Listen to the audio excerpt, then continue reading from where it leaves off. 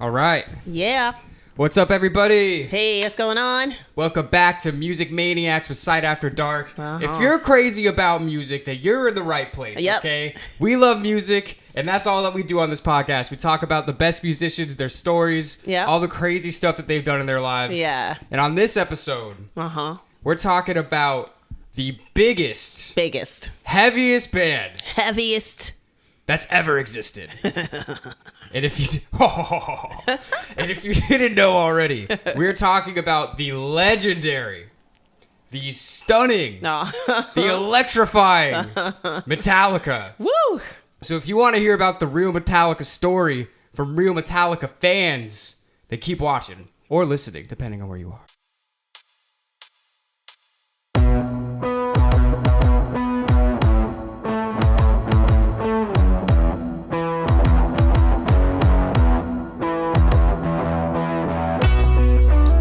This is, I feel like this has been one on our list to do for so long. A very long time. And I'm so excited to do I'm this. super excited to do Metallica. I don't even know, like, how, I feel like I say this all the time, but I don't even know where to start. We're literally talking about, look, there's bigger bands that have existed, not many. Mm-hmm. There's heavier bands that have existed. Yeah. But there is not any band that is bigger and heavier than this band. Yeah, they are the super epitome. band. 100%. Yeah. And I'm so excited. Yeah. Where do you want to start it?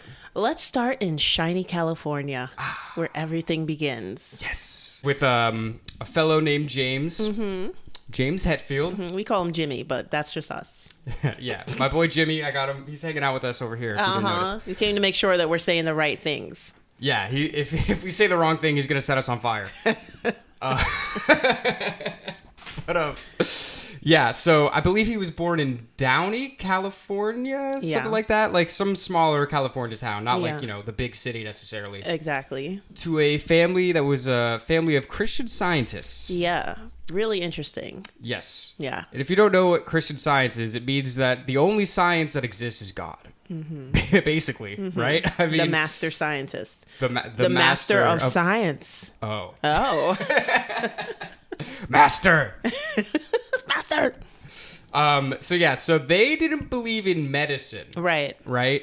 And as a result, his mother died of cancer pretty young when she probably could have ended up living a little longer had they, wanted to go through the medical system and those kinds of things. Yeah, because, kind of the things that lead up to cancer, it's already kind of like the bad food and the bad air and all that stuff like that. You might want to go through with the bad hospital remedies to just see if you could just figure something out. You know what I'm saying? Yeah. If you were living homeopathic, I can understand if you go homeopathic for cancer, but you should just kind of keep it. You got to keep it consistent. Yeah, exactly. That's how I feel. Well, it is what it is. It's unfortunate that that was an experience that James had to deal with when he was growing up. Mm-hmm. And he was also kind of alienated in school because he would be saying like, they would be in health class when he was a child, and they would literally take him out of the classroom. Yeah. Because like, oh no, he can't be hearing this. Right. So then you know how kids are. They're like, oh, what a freak. He can't be in the class with all of us. Blah blah blah blah. So, yeah, you automatically think something's wrong with him. But nothing was wrong with James. And if you want your kid to go full angry, full evil on you, set him up with Christian Science and take his mom away. That's what you got to do. It happened to Bambi. Bambi was evil. Oh, wait, no. And her mom was a Christian Scientist.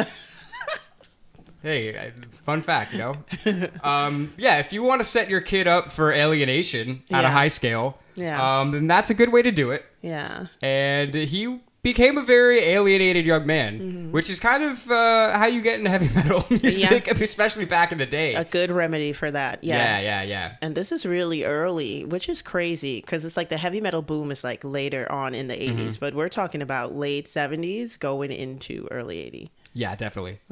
So James is all by himself and he's like, am I evil? He's thinking to himself. Am I evil? And then the other voice goes, yes, I am. Yes, I am. He's like, I should start a band. He's like, damn it, I thought I was good. So he wanted to start a band. He wanted to get his anxiety and his anger out through music, which is probably the most constructive way to do that. Exactly. He could have robbed and killed some people. You know what I mean? He could have been Billy the Kid or something like that. And he's a scary kind of guy. He's a big dude. Yeah. He could easily have just fucked people up. Yeah. And he probably did fuck some people up, but that wasn't his main avenue. Exactly. If they picked on you, James, I hope you did fuck them up a lot. Yeah, they deserve it. Yeah, and honing in on his vocals, his voice and stuff like that. His voice is even like, it's so gruff. He can make it so gruff sometimes. Yeah. And yeah, that's a good. Him being alienated, him being able to kind of delve deep into his own talent, kind of like let it bud, let it grow. I think that it's crazy to say, but that was a good formula to make a James Hetfield, you know. Well, really, it's the only formula, one would say. Yeah. You know? Uh-huh. But so James had he had all that going on, and obviously he wanted to get into metal music. And there was another person around the area at the time who was also into metal music. And I can't remember who. Somebody put an ad in the newspaper. I can't remember if it was Lars or James. I don't remember who it was. Actually, I think it was James. I think he was like, I need a drummer or something. And there was literally only one other person that was interested in heavy metal in the entire area. Yeah. And it was Lars. Yeah, so we're talking about Lars Ulrich, a true American. No, I'm just kidding. A Danish American whose father was a tennis pro. I didn't know that until recently. Yeah, and into like lots of different types of music and also knew different types of musicians and stuff when he was growing up. So Lars was totally engulfed in music, not metal per se. Right. More like jazz. Well, when he was growing up, metal wasn't even really a thing. Exactly. I mean, so they were born in the 60s. Nothing too hardcore. Yeah, exactly. Nothing too hardcore. Nothing too, I don't know, gothic or anything like that. He was just pretty much into jazz, and that's how he honed his amazing drum skills, as Dan would say. Well, as I would say. I thought you said that before. As the internet would say. Lars is the internet's most loved drummer. If you guys didn't know, everybody on the internet just thinks he's the greatest. But it's funny though, because this goes back to a theory that I've said on this podcast many times. I think that in order to be the drummer, you have to be the most athletic person. Yeah. And his dad was a tennis pro, and he grew up playing tennis. He was like ranked in Denmark. Yeah. For like a while. And then it was funny. He was saying like, yeah, I was ranked really high in the country, and then I moved to LA and I was like not even 10th in my neighborhood. No. It's like too much land out there in California. Welcome to America, Lars. Exactly. The tennis court in the backyard is just like having a bathroom in California. Yeah, something like that. So they end up getting together. And Lars actually, so he had some connections in the metal scene. He actually was like, had gone back to like England and was like kind of meeting up with some of like the English like new wave of heavy metal bands. Right. And he was just like really engrossed himself into the metal scene and made a lot of connections. Yeah. And those connections ended up really helping Metallica down the road. Which, well, as of now, it's not even Metallica yet. Really, it's just these two guys. Yep, it's Lars and James. Yeah. Lar and James. No S's, no plurals. Lar and James, that's it. So they ended up getting together, and it was funny because Lars knew some dude that was putting together like a metal compilation album. Yeah. And he was basically like, hey, can I get a spot on the album? And the guy was like, sure. Do you have a band? He was like, no, but I could get one. Right. Because this is the thing about Lars. Some people might say he's not the greatest technical drummer. He's clearly a very driven individual. Yes, and just a good like businessman. Yeah.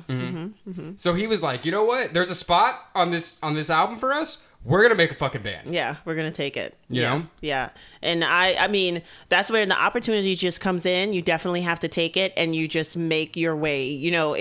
I'm just thinking he's probably like, listen, man, even if we get rid of these guys like right after, let's just use them now. Tell them what they're gonna do, and do it. Yeah, pretty much. Yeah. So they ended up getting the band together. The original formation was we had Lars on the drums. Yes. We had James singing and playing guitar. Yeah. We had Ron McGovney on the bass guitar. Yes. And we had another fellow on a guitar, a charming young lad by the name of Dave Mustaine. Uh-huh. Hi, Dave. Which I kind of just realized that kind of rhymes. Dave Mustaine? Oh, yeah. I don't know how I never realized that before, but that is not really important. Yeah. David Mustaine doesn't rhyme, though. Yeah. We don't use the official names here. Lar, James, and Dave. Uh-huh.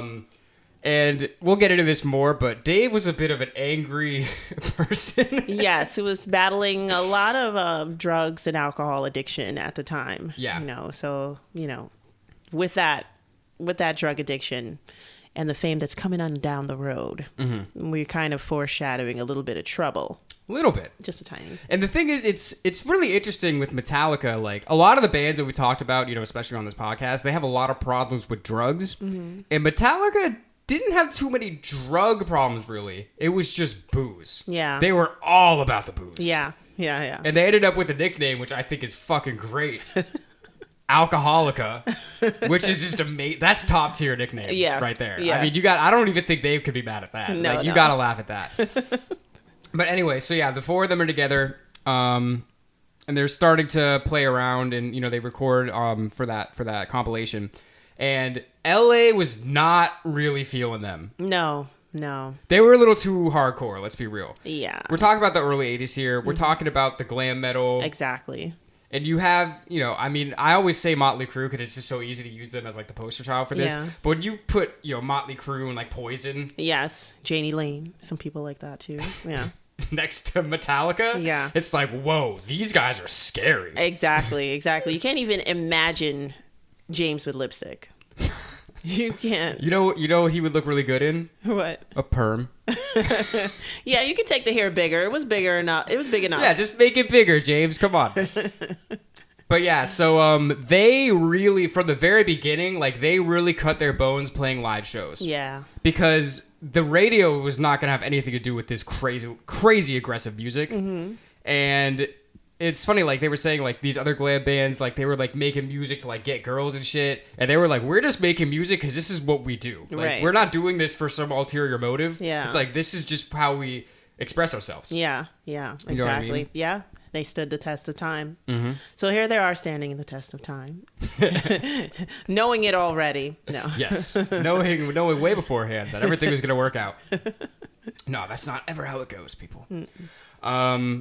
So, yeah, they were really into the alcohol. And Ron was not super into the boozing and the partying. Right. And he got sick of that shit real quick. Yeah. And he was like, I'm out. I'm out of here. Isn't that crazy? He's got to think he did the best decision for his life. But that's weird how things work out. Like, you know what I mean? But it probably took Ron, leaving for them to say, okay, we got to bring the booze down just about a quarter. Maybe. Not Dave. Right, not Dave. Not Dave. Maybe the rest. I'm going to go a strong maybe on that. Yeah. Because I don't have any evidence to support it. But on this podcast, what we say goes, exactly. Damn it. We'll make it up. Because we're in... James is right here. He's whispering into our ear right exactly. now. Yeah. Right. He's in the earpiece. Okay, so Ron's out. Yeah. They're like, we need a new bass player. So they were, looking into some people that slap the strings, some things like that. And they ended up seeing this guy with his other band. Yes. What was his name? Clifford Lee Burton. Yes. They met a fellow named Cliff Burton, who basically, by all intents and purposes, was he was a bit of a maestro on the bass. Yeah, because they saw him and they were like, oh man, that guy did a really great guitar solo. We really, really loved it. And then they found out that it was the bass that he was playing. Yeah. And they were like, whoa. They're like, holy, this is blowing my mind. We have to get this guy. We have to get this. He's a master of strings. What are the strings attached to? A puppeteer. Who is Cliff? So they were like, we got to get this guy. Yeah. If we get this guy in our band, it's taking us up a couple notches. So they were trying to get him to join the band for like a couple months. Yeah. They were courting him, as I heard James say, which sounds kind of cute. That's cute, yeah. And he wasn't really having it until eventually, honestly, to me, what it seems like Cliff did is he kind of like fucked them off. Yeah. Because he was just like, these guys won't leave me alone. I'm like, okay, yeah, I'll join the band, but like, you guys have to come to San Francisco. I'm not moving to LA. Right. Probably thinking I'm never going to hear from these guys again. Yeah. That's what it seemed like to me. I don't have any evidence to support this, but just that story, like if somebody, like let's say this, we're a band, right? Side After Dark, check out our music, wherever you check out music.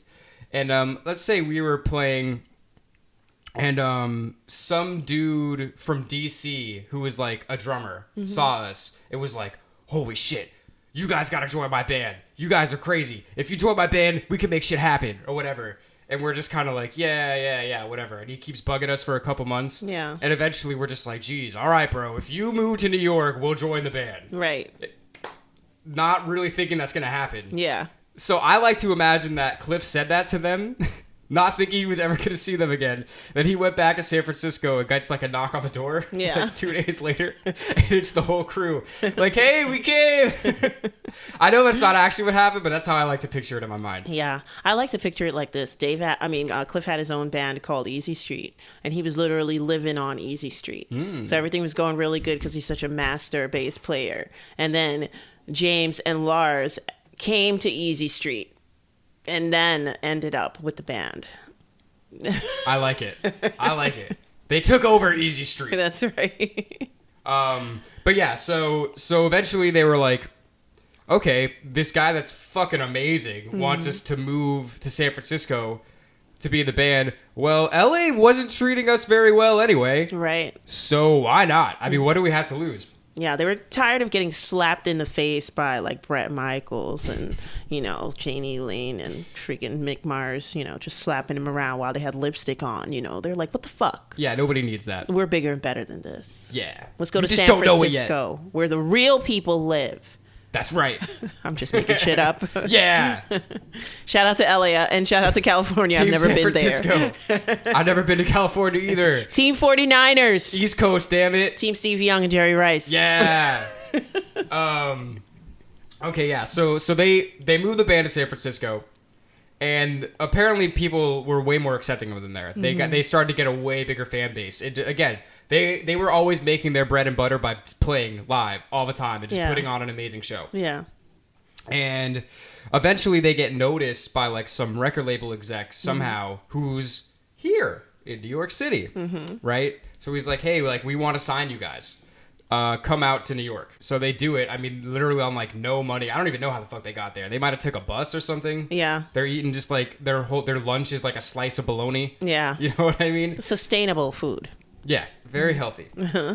So, but eventually they make it out to New York to meet up with this guy, and they literally didn't have a place to stay. They didn't have a place to rehearse. They actually ended up rehearsing at a place Anthrax, the band, had out in Queens. Right. And they ended up living there. Yeah.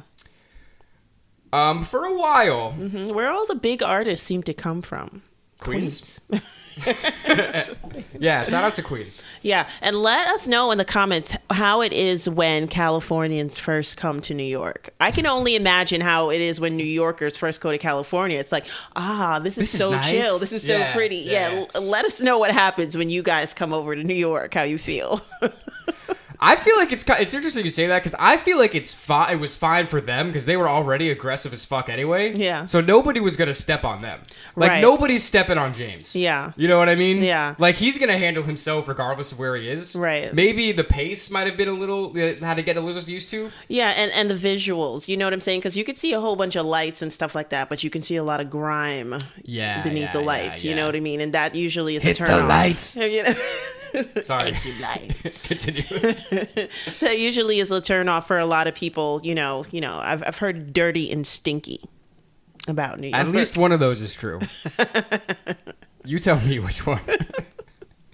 But yeah, so the four of them were living there for a while, but it would soon be the three of them. Yes. Because let's be real, this obviously starts a feud later on, but I feel like they did Dave pretty dirty. Yeah. I mean, like we said before, his alcohol problem was way worse than everybody else's. And he even said, I saw an interview with him, he's like, we would all get drunk and they would be silly drunk and I would be angry drunk. Yeah. And that does not mix. No, not at all. So they're living in this studio I believe and party pooper is the technical term. Dave the Party Pooper Mustaine was living on the floor at this studio in Queens somewhere. And literally the rest of the band one day, they just woke him up and they were just like, you're out. He's like, what? That's it? No warning? No nothing? Yeah, you're out. Oh, fuck. All right. Well, when does my plane leave? Plane? Like, Here's a bus ticket for the Greyhound. It'll take you about 4 days. We got to get you to the Port Authority bus station in about 45 minutes. So get your shit and you're out. I mean, that... Wipe your hands clean. Yeah. He's gone. That's pretty bad. And I honestly feel Dave still looks confused to this day. Like when he talks about, I swear to you, that sat with him for years. Even with the success that Megadeth had and stuff like that, he still looks like, what the fuck, man? Yeah. Mm-hmm. Yeah, so obviously he went on to found Megadeth, which also became a very successful band. So it's not like he ended up homeless after this. Right. But, that's not a great feeling. No, not at all. And that could definitely cause some bitterness and some resentment that he would carry with him for a while if not still carries with him. Yeah. Honestly, I don't know the guy like that. Yeah. He's not up here to defend himself either. Yeah, we only have James. We're biased. Sorry. But yeah, so they got rid of him, and then this is when Kirk Hammett comes in. I don't know how they knew Kirk. No, I really don't. Kirk comes in, but is an excellent musician as well, and I really don't know. Please let us know, though, in the comments, because I don't know exactly how they know Kirk and how he came in. Maybe he's an industry plant. Maybe the powers that be put our nephew in. Yeah, we're the only industry plants here. It's like my little nephew Kirky. He can fill in the spot. Like, can he even play? And he's like, okay, I guess he has the spot. We've been grooming him in a room by himself for years, waiting for you guys. Yeah. We deprived him of all things but a guitar and an amp. He doesn't even eat food. You'll love him.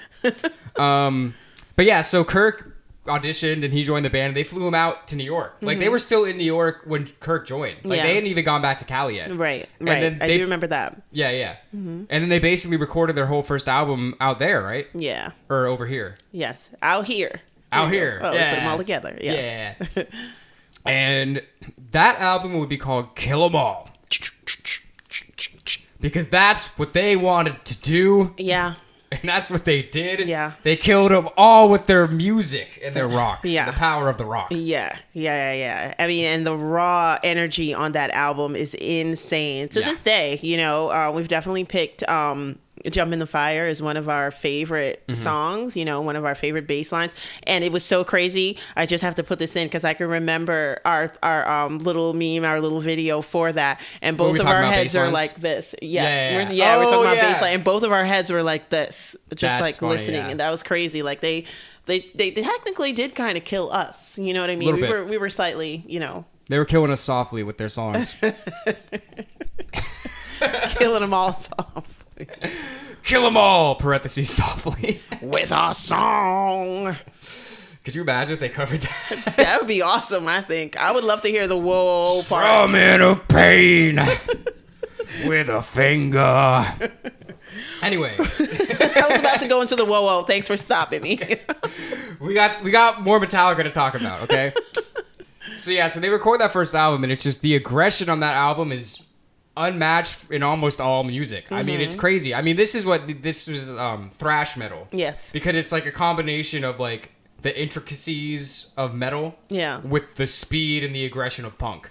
Yeah. And I'm still baffled at the fact that this is 1981. Okay, because we're talking a lot of soft rock, yacht rock, you know what I'm saying? Easy tunes on the radio, and that's definitely what I think of when I think of the early 80s. And it's like when I got the Dave Mustaine look on my face, like whenever I'm like 81, how?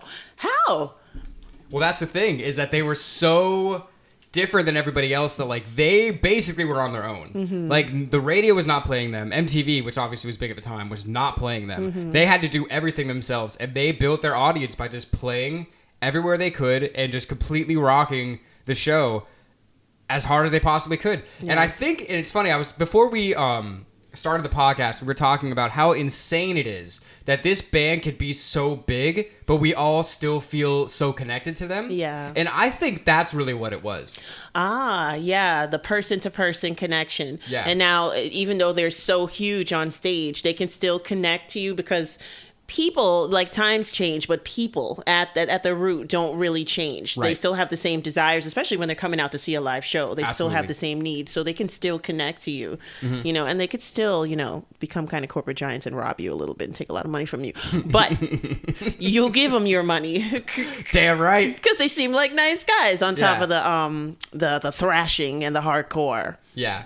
But I just really think that's what it is because, again, like, they were not getting anything from anybody. Like, all they had was their people. So it's like, really, like, the only thing that they had was the metalheads that connected with them. Yeah. So when they're building up, nobody's backing them. Their label had no money. Yeah. The radio wasn't playing them. MTV wasn't playing them. The only thing that they had were these people coming out to their shows for years. Yeah. Like, they got to the point where they could basically pack stadiums before they even had a music video out. Yeah. We're not giving you nothing, guys. And they're like, fuck you. We don't need you. We got the people. That's right.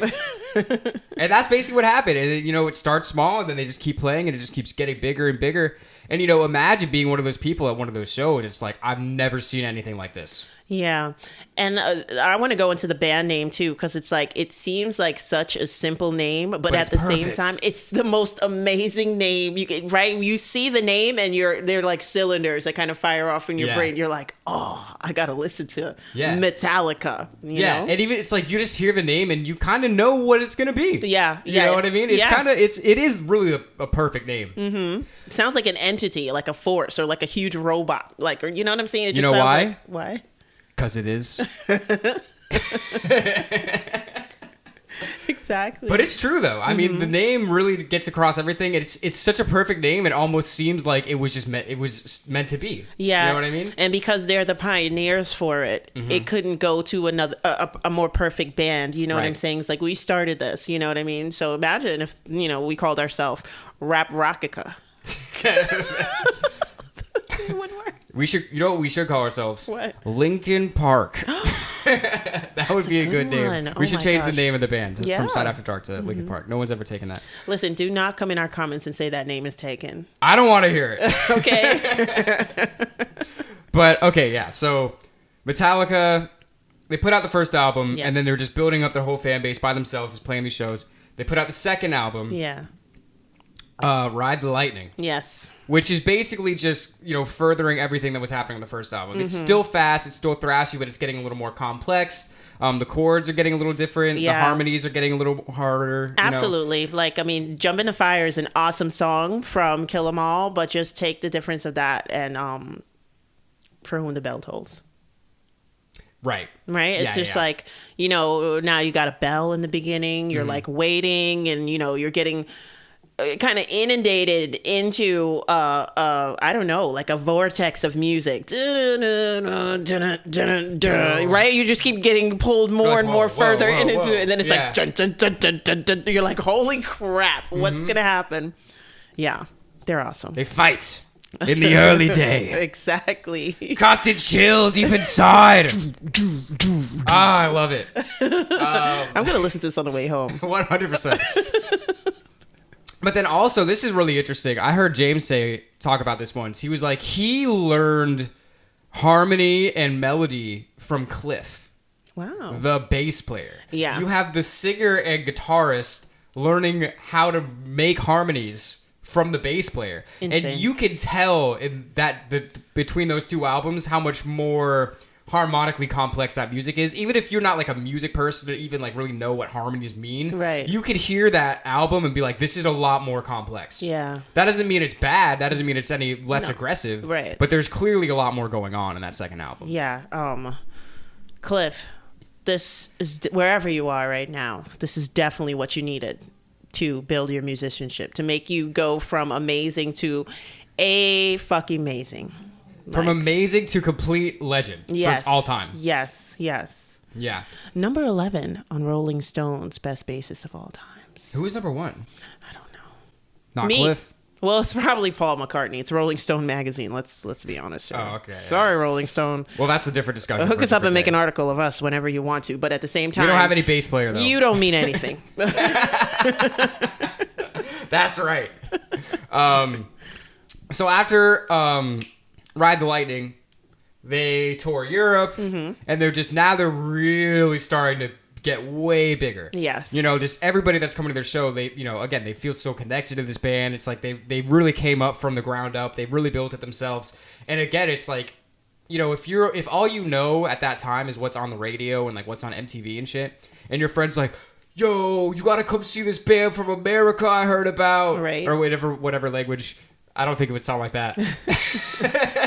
But Have you heard Metallica? I think it went more like that. Yeah, and like, let's say your friend is like, "Oh, you got to come see this band. It's amazing." And like, I never heard of them, but you know, your friend kind of drags you to the show, and then you're at the show, you're like,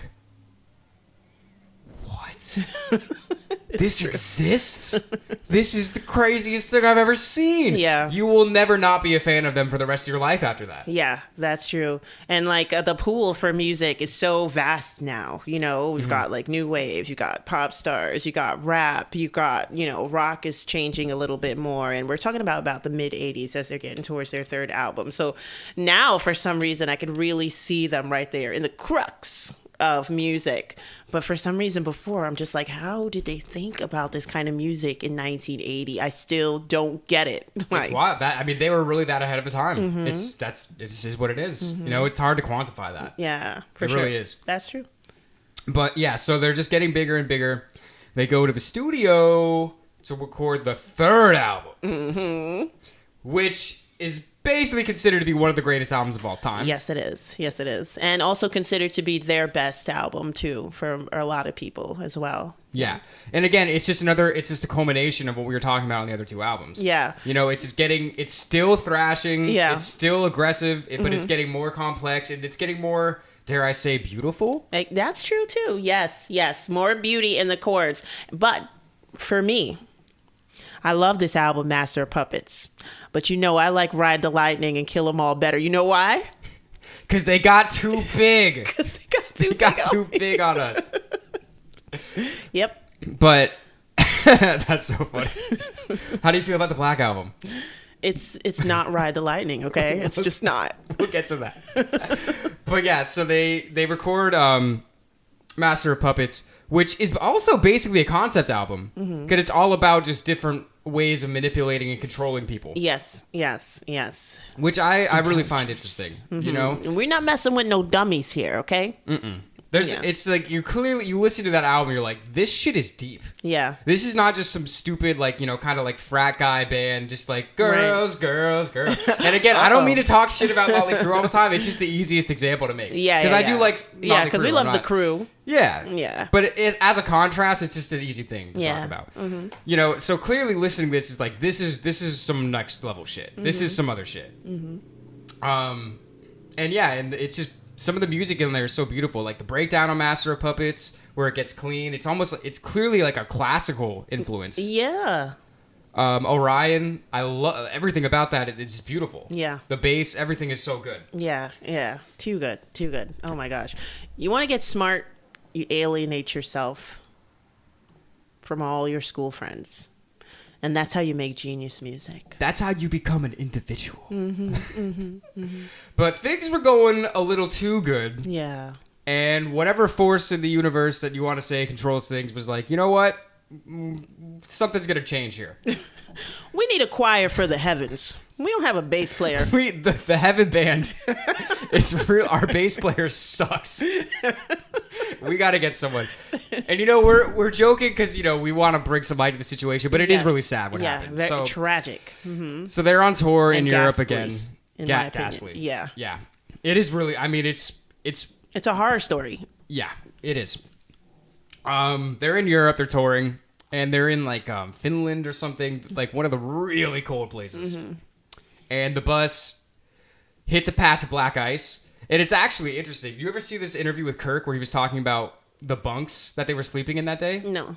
So Cliff and Kirk were arguing about what bunk they were going to sleep in that day. And they drew cards to decide who got the better bunk. And Cliff drew the ace of spades. Oh, man. So he was like, I'm taking your bunk, Kirk. That's crazy because Lemmy is one of Kirk's favorite bassists. Guitarist. Lemmy. Wait, Kirk or Cliff? I'm sorry, Cliff. Sorry. It's too many K's and C's here, okay? Give me a second. Yeah, Cliff's one of his favorites. Geddy Lee is another one favorite, you know, and Geezer is also another favorite. Geezer Butler, Black Sabbath, shout out. But it's crazy that he draws the ace of spades. And it's crazy that, you know, you're talking about the forces or whatever and you draw cards because they always say like cards is like a spell in a way. You know what I mean? So this is insane. It's all supposed to happen, you know? Yeah. In some twisted way. Yeah.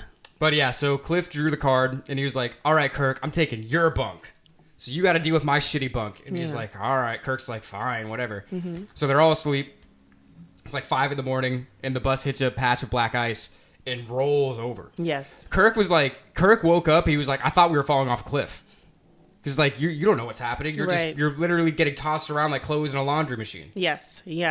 And, this is definitely not a made-up story or anything like that. I actually know a band that had an accent like this. And the bassist woke up in the air. Like, he flew through a window and that's how he woke up, flying in the air about to hit something. So these things do happen on tours. People get sleepy. You don't really see something on the road. Black ice is a fucking killer, okay? It really is. Literally. Yeah. So, yeah. So the bus flips and Cliff got thrown out of the bus and then the bus landed on top of him. Yes. You don't survive that. No, not at all. I mean, that is really sad. And James's reaction was like, you gotta be fucking kidding me. Like, it's like he believed it, but couldn't believe, like almost like this again. Like, you know what I mean? Like, somebody that I really need is like ripped from you. You know what I mean? Yeah. Pretty crazy.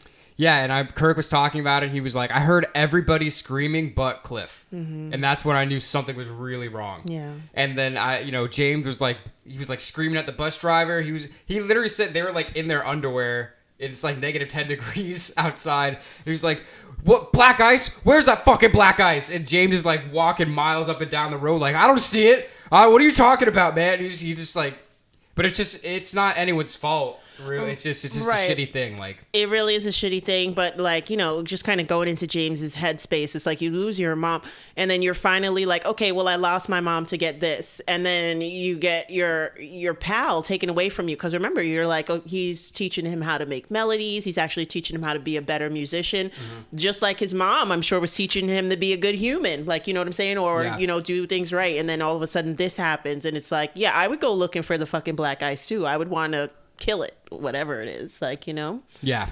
And then this is the thing where it's so weird how when art and business collides, because as an artist, you're like, my best friend, my brother, someone that we've spent all this time with, just died. I need time to grieve. Yeah. But the business of it is like, you have a whole tour booked in a month, right? Yeah. We're not just going to cancel that. Yeah. They were literally promoting the tour at the time. And this is like around 86. This is kind of a reminder of like, it reminds me of like when Randy Rhoads died too. Like, it's the same thing. Yeah. And like Ozzy wanted to stop and Sharon was like, fuck no.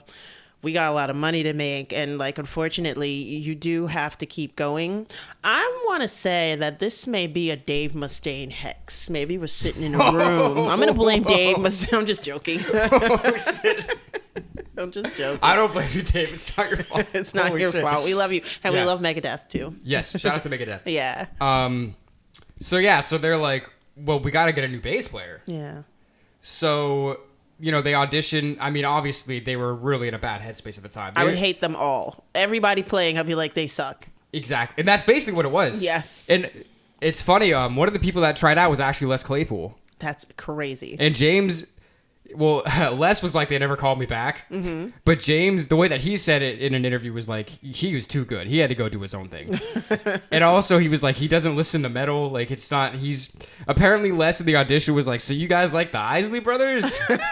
And nobody laughed. They were like, okay, you're really great, but this is not a fit. Right. Anyway. So yeah, I mean, they're literally like, they're wasted at the audition. They're trying to drown their sorrow basically while they're trying to move on. And then eventually they do find a replacement by the name of Jason Newsted. And honestly, obviously you feel bad for Cliff being that he lost his fucking life. But in the whole Metallica story, I really feel bad for Jason. Yeah. Because it's not his fault that any of this happened. But, they give him the job. And he's fucking really excited. He was like, holy shit, I'm about to be in Metallica. That's like, I love Metallica. He said that he was such a big fan when he read that Cliff died. Like, he cried. Yeah. Like, he's been a Metallica fan. Now he gets to be in Metallica. He's all excited. And, one side of the table, he's like, yeah, fuck yeah, I'm going to be the new Metallica bass player. And then on the other side of the table, you have three guys sitting there like, our friend just died, right? Yeah. It would be one thing if like Cliff co-signed him, like how like like Bon Scott, like how AC/DC went, somebody dies and then somebody comes to replace it, and everybody's not happy about it, but they're like, well, somebody gave you, and Bon he said before he died, yes, you know what I mean. But in this case, it's not the case, and it's just like you're trying to cheer people up at a funeral, basically. Come on, guys, let's clap it up, and you're just like, somebody died. Yeah, like 2 weeks ago. Yeah. Yeah, it's really, the timeline of it is really insane. Yes. But because of that, they basically hazed the fuck out of Jason. Yeah. They treated him like shit. Yes, they did. And again, it's one of those things, like, from their perspective, this is what they said. Kirk was like, we didn't want this guy just thinking he was just walking into this perfect situation that we just built from the ground up. Yeah. Which, translation, Kirk was basically like, we wanted him to know that shit ain't sweet out here. Yeah. So they treated him like garbage for a while. And you had some nerve, Kirk, because it could have easily been you gone. It's true. Yeah. But that's life. But yeah. Mm-hmm. But yeah, so again, I can't really place blame on them for wanting to give him a bit of a hard time. But right. I can't place blame on him for being excited. It's just one of those things. It's just the whole thing sucks. The whole situation is just terrible. It's like, what are you going to do? Yeah. Yeah, absolutely. So they ended up treating him not the best. And it culminates in a little audio surprise, as I will call it, because their next album, And Justice for All, is known for having like no bass on the album. Like, it's infamous for the bass being like super turned down. Yeah. Which is like, I can't confirm that they did it to fuck with Jason. Right. But if they did, that's so petty. To affect your own artwork that you're all putting out together to slight him because he's the replacement. Yeah. Yeah. Well, I want to see it more on a positive note. I want to say it's more like a moment of silence for Cliff. No bass on this album for Cliff. It's just, that was good. I like that. That was a good spin. Yeah, so they put out that album. Obviously, it's a little different. Just because, you lose a quarter of the band, the music is going to be a little different. Yeah. So these songs are a little longer, a little more extended. Yeah, I love the album title, though. Yeah. I love the album title. I love the album. Yes. Especially one on that album. Fantastic song. And they played that shit on the Grammys. Yeah. They were like the first metal band to like be given that like national stage. Yeah. Because again, we were saying like, Master of Puppets came out, they were filling arenas before radio was even touching them. Like, it's really crazy. I love it like that because they're big, but they're not that big. Well, that's what I'm saying. That's why the fan connection is the whole thing with them. Like, the fans brought them to where they are, and they understand that, and they still appreciate that. You could tell. For sure. So they just keep getting bigger, and they're playing stadiums. At this point, they're one of, if not the biggest band in the world. Yeah. And this is before they even come out with the next album. Yeah. And you got to think, like, Queen is huge at this time. Like, you know what I'm saying? In the early 80s, like, Queen is big. Like, you know what I mean? We're talking about, like, 86, 87. Yeah. Well, when Justice for All was 89, I think? Yeah. Freddie's still alive. Like, you know what I'm saying? You're neck and neck with fucking Freddie Mercury. Like, you know what I'm saying? That's huge, Yeah. Yeah, no, it is huge. And, they just keep getting bigger. And that culminates in the next album. Technically, it's self-titled. It's just called Metallica. But we all call it the Black Album. Because it's just, that's what it is. If you buy it at the store, you're like, oh, I'm going to get the Black Album. Exactly. Yeah. Everybody needs a Black Album, okay? If you're big, if you're good, call it the Black Album or nickname it the Black Album. And you can't go wrong. And this album really brought them even more into the mainstream. Yes. I mean, this album sold like 20 million. I mean, Double Diamond. Double Diamond's fun to say. Yeah. And when this album drops, people are like, shit, I got to start ripping this music from the airwaves. I got to start stealing this music and not paying for it. It's coming up. It's coming. That's what we call a forehanger on this show. It's foreshadowing and it's a cliffhanger. It's a forehanger. Yeah. So they put that album out, and it's giant. It's just huge. It's just so many hits on there. Enter Sandman, probably their most famous song. Yes. Side story about Enter Sandman, and you know about this with my uncle. Yeah. I gotta talk about this. Ooh, this is dope. So my uncle, he passed away a few years ago, and he was like a guy that ran a lot of like clubs down in like Fort Lauderdale, like South Florida area. So he wanted his funeral to be like a party. right? Like, it was in like a venue with like a stage. There was an open bar, which I thought was crazy. Nice. I had just turned like 21, so I was just like, oh, I can like drink at my uncle's funeral. This is crazy. Yeah, that's right. He wants you to, all right? So don't go really against did. his wishes, Yeah. all right? So don't mind like your parents' eyes or your grandparents' eyes on you, okay? Just send him a cheers from across the room. That's what it was. And I'm sitting there in this like concert hall with there's balconies in this place. Whoa, I didn't even know it was that huge. It was a big place. Uh-huh. And they're playing Enter Sandman on repeat. And I'm literally, you know me, like, I'm always going to notice the music wherever I'm at. Yeah. So I'm just sitting here, like, you know, the first time they play it, I'm like, oh, this is pretty aggressive for a funeral. But, you know, it is what it is. But then they just kept playing it over and over and over again. And at one point, I'm like, what's going on? Like, this is kind of insane. Like, is the stereo broken? Like, I don't know what's happening here. So I found one of my uncle's friends. And I was just like, hey, man, like, what's with the music? Like, this, I really wasn't expecting this at the funeral. He was like, let me tell you something. When this song came out, I was hanging out with Paul. And he said to me, this is the song I want to go out to. Nice. And he remembered that. So when it was time for the funeral, he was like, yo, this is the song. We're playing it. This is what he would have wanted. And it's so dope. I already love the song, but after that happened, I had even so much more respect for the song. I'm just like, Metallica is just so much deeper than I even thought it was. Mm-hmm. That people would really be like, first time hearing the song, I want to die to that shit. Like, that's crazy. It is. But, take my hand. Yeah. Yeah, and there's so many songs on this album. Yes. And a big reason why I think this album became the success that it was is something that we talk about with Metallica all the time. There's a lot more vulnerability in this album. It's not as thrashy. There's some quieter parts, there's some more pretty parts, and there's some really deep, just like emotional parts to it. Mm-hmm. And part of the thing about Metallica that just draws you in so much is they can be so aggressive, but there's always that vulnerability behind it that makes you really feel like you know them as people. They're not just caricatures of like rock musicians. You know? Yeah. I personally love the fact that I can hear the pain in James's voice and I can hear the emotion in the playing. Like when they play, I'm dying to go to a show, not necessarily not only I should say to hear the music, but also to hear what they say in between when they're talking to us, when they're talking to the crowd. You know, because we've already established that that's the kind of guys that they are. They need to connect with you, or else they don't want to see you. If you don't connect with Metallica, then go to the Motley Crue concert. Sorry, boys.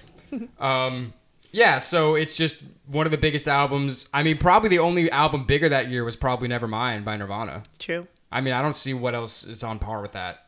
Maybe what the Use Your Illusions, but we'll get to that. Yeah, it's getting to that. Yeah. So obviously, when you put out a giant album, what do? Get a Grammy? No, I'm just kidding. Possibly do that. Yes. But you go on tour. Yes. And it was funny. I was saying, or I heard, I think it was Kirk said, he was like, when the album is that big, you could tour on it for a long time. Mm-hmm. So they were touring like for like 2 years nonstop, just based off that album. Yes. But again, as Kirk would say, definitely not my words, definitely not paraphrasing. Shit ain't always sweet out here. So some things went down on this tour. Yeah. They were in Montreal, playing the Olympic Stadium. Yes. Kind of a flex. Mm-hmm. No big deal. As Metallica does. As they do. Low key flex. And this was a show that they were doing with the other biggest band in the world by the name of Guns N' Roses. That's right. Who you can see the two guitars hanging out up here. Slash and James, they go way back. They're corroborating up here our story. Absolutely. Definitely watch it on YouTube so you know what the fuck we're talking about. But so they're on tour. Metallica, Guns N' Roses. Metallica had a lot of pyrotechnics as part of their show. And at one point, I guess James wasn't sure where he was supposed to be standing on the stage. Right. And he was up a little too much. And whoever was taking care of the pyro, didn't see him in time. Yeah. And he hit the button. Yes. And he basically turned James into the Human Torch. Yes, he did. Flame on. Uh-huh. I mean, he literally just his whole... I mean, we're talking about 3,000 degree heat here. Just from 12 foot high wall of flames that's just engulfs James. Yeah. I mean, it's crazy. Like, it's crazy that he survived that. Yes, it is. But he did. Not unscathed.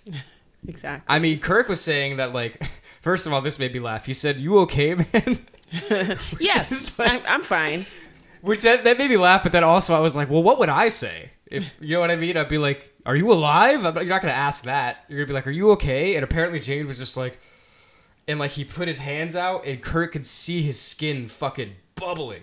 Insane. Just like, yeah, I mean, it's crazy. Just literally, they turned him into the Human Torch. Yes, yeah. You're definitely crossing another level there.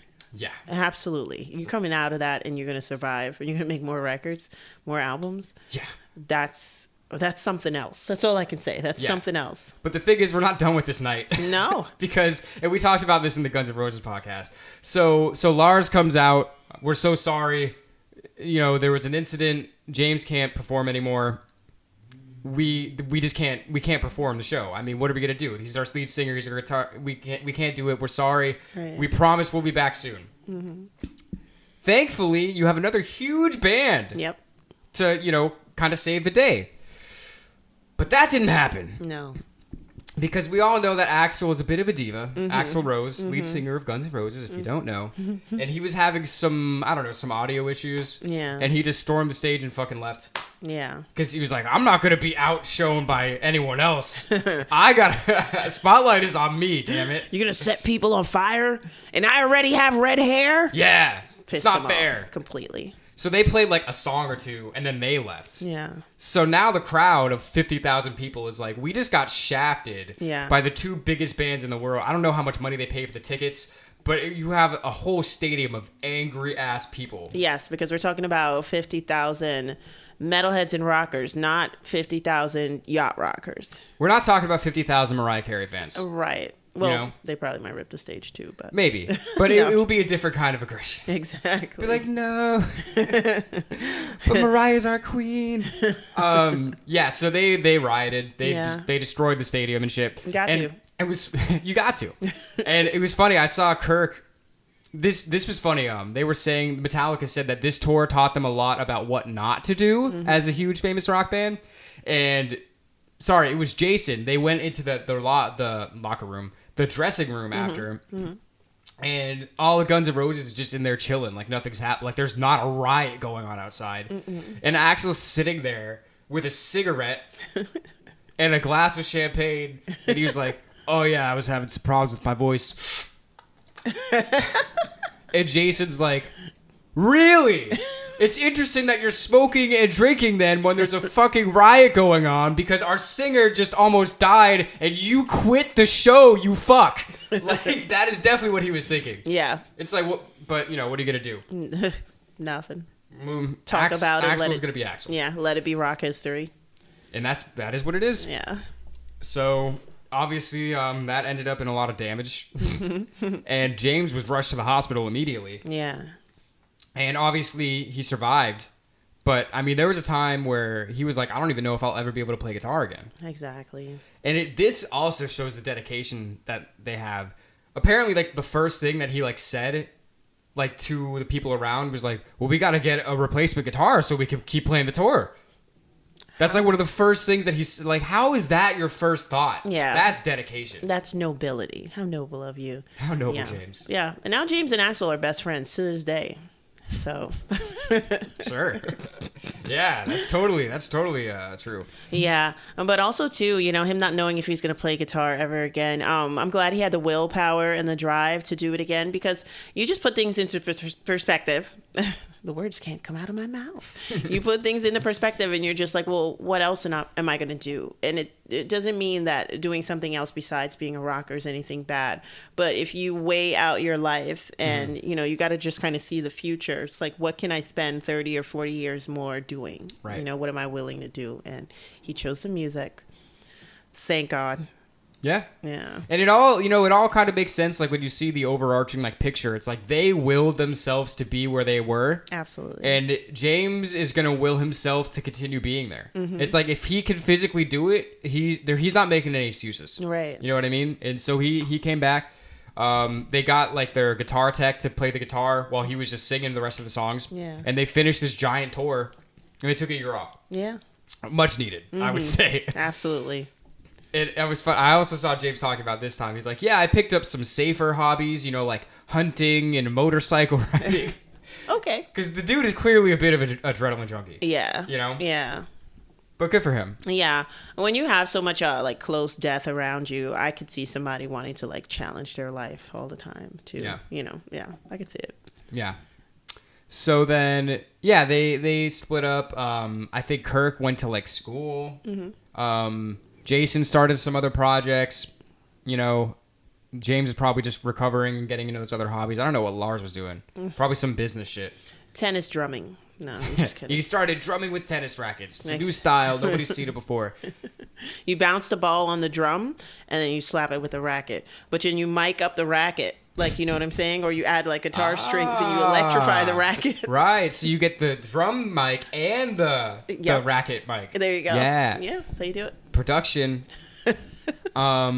Yeah, so they took a year off and they come back with the new album Load and some new haircuts. Yes, yes, yes. And people are like, WTF. Why? How? What? No. I believe that's the general Which consensus. at the end of the day is just like people don't really like change. Because Kirk was like, you listen to Metallica for the music. You don't listen to Metallica for our hair. Excuse me. MTV trained us differently, okay, Kirk? Yeah. Okay, we need the look and the music simultaneously. You know what you look like in the one video. Exactly. You keep doing that. Never change. Yeah, so they put that out, and now, again, you know, it is, I heard them saying this, I thought this was interesting. This is like 5 years after the Black Album. So it's like, if the last thing you saw from them was the Black Album, and then you have Load, it's like, wow, what happened to this band? Yeah. There's a lot of differences. Yeah, and that's actually kind of spiritual in a way, because they say that hair holds energy and stuff like that, and if you want to do like a new beginning kind of thing, a lot of people cut their hair and stuff like that to just rejuvenate. Yeah, there's a word. Right. I made up that word just now. Rejuvenate. Yes. Yeah. Yeah. I like it.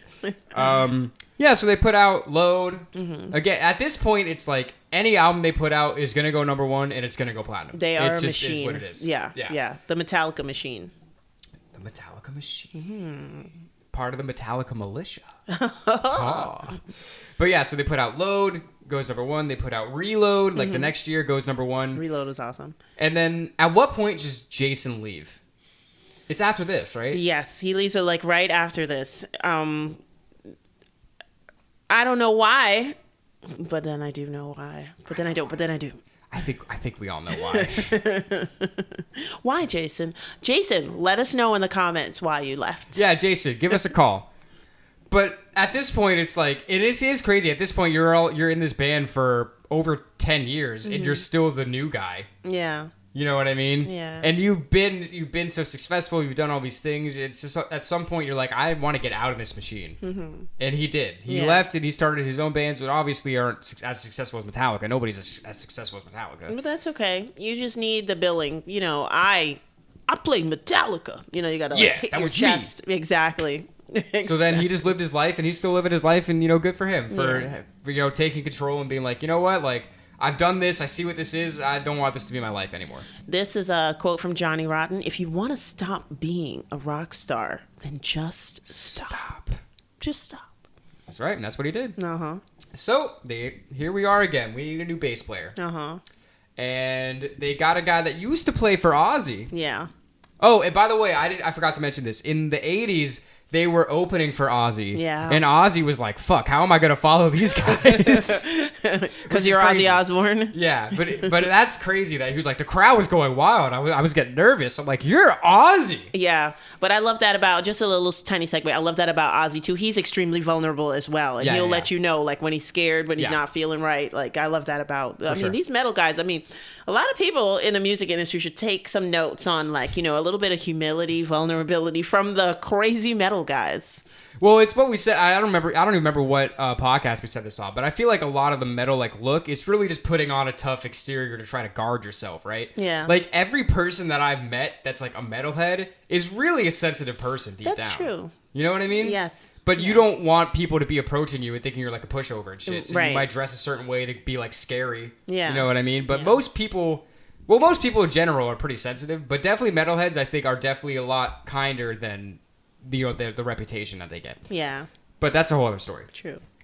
So they end up with the former Aussie bass player, Robert Trujillo. And here's the thing. I don't know. I was like, let's see what happens. I love this guy's stage presence. Yes, me too. The crab walk thing that he does is so dope. It gets me hyped up. Yeah, you know? That's very rock and roll. You know, Duck Walk is taken. Yeah, and then also has been immortalized by someone else as well. Angus, we love you. And before that, it was Chuck, of course. Chuck. Yeah, Chuck came up with it. Angus, Chuck Berry is Angus's guitar hero, and Angus has carried the torch. So you're like, what other kind of animal can I use? You know what I'm saying? Yeah. Horse walk? Horse gallop? No. Fish waddle. No. That just sounds lame. But you know what else is funny? I just thought about that now. I feel like it only works because it's bass.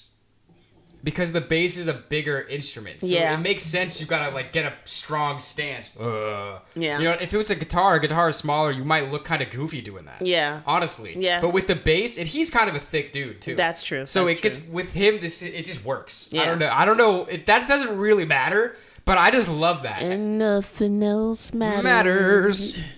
But I love his crab walk thing that he does. Yeah. But yeah, so he comes into the band, and it's crazy because he's like the new guy, but I mean, he's been in the band for like 20 years now. Well, yeah, definitely like 20 years. He's the what is wrong with my words today? It's been a long day. He is the Millennium Metallica. Yeah.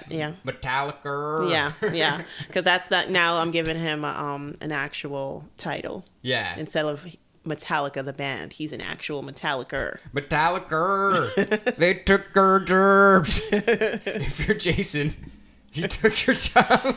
Exactly. They took her gerbs. Okay, but yeah, I mean, and then once he gets in the band, I mean, they just never have stopped. I mean, here we are. We're 40 years into Metallica. Insane. Every time they put out an album, it's gonna go platinum. Yeah. Every time they put out an album, it's going to go number one. It's probably going to debut at number one. Yeah. And it just is what it is. And they all look great, by the way, too. That's a saying for metal music, hard rock, anything, that kind of lifestyle. Remember, they started out as big-time alcoholics. Right. Alcohol is not very kind on the body, like, you know what I mean? And, like, they definitely stood the test of time, too. People don't really love Saint Anger, but I got to shout out that album because I had a dachshund who was kind of bipolar, and my brother nicknamed him Saint Anger. That's funny. So shout out to Norton. May you rest in peace. Shout out.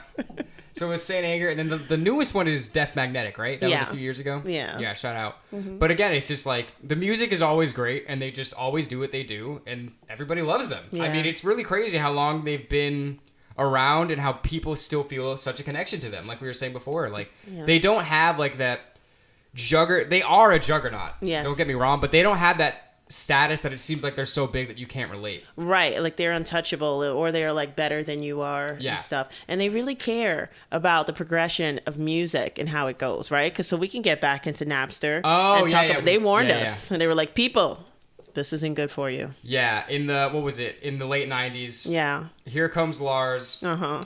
This is when Napster was the first streaming site, right? Where people could stream music for free. Free, yeah. And Lars was the first one to be like, hey, music industry, hey, everybody, I don't know if you're paying attention here, but this is going to destroy the entire industry. Like, everything that you've built is going to come crumbling down because of this. Mm-hmm. But the general public is just like, yo, how rich are you? Exactly. And how mad are you that I've got a Metallica song for free? Shut the fuck up. Don't be such a killjoy, Lars. But the thing is, he was completely right. He was.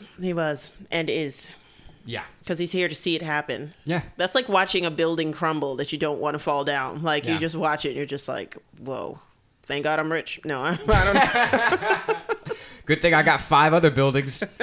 But even if everybody knew he was right, it's like, what would you have done anyway? The shit was gonna happen. Yeah, and it's obviously by design. If it's allowed to happen, then some bigwig was like, I'll allow it. Yeah, and then this is the time where the internet is coming up and people are really starting to figure out how to use it. Yeah. Clearly somebody's going to be like, yo, check out this song. Yeah. Oh, shit, I just got this song without paying for it. Exactly. Like, it doesn't even have... Like, I feel like it was more of a bottom-up thing. Yeah. More, as opposed to, a top-down kind of thing. Yeah, that's true, too. Because, I mean, people were bootlegging music already and before that. From the 70s, from before the Forever. 70s, Yeah. So, but now you have a carbon imprint. Now you can trace that back to something. So now it's, like, very obvious that... This computer over here in this corner in Brooklyn is definitely taking this kind of music. And before, it's just like, okay, I'm just going to go on the street. There's some guy with a whole bunch of tapes laying out. Yes. Or I'm going to tape from the radio or videotape from the TV on my VHS.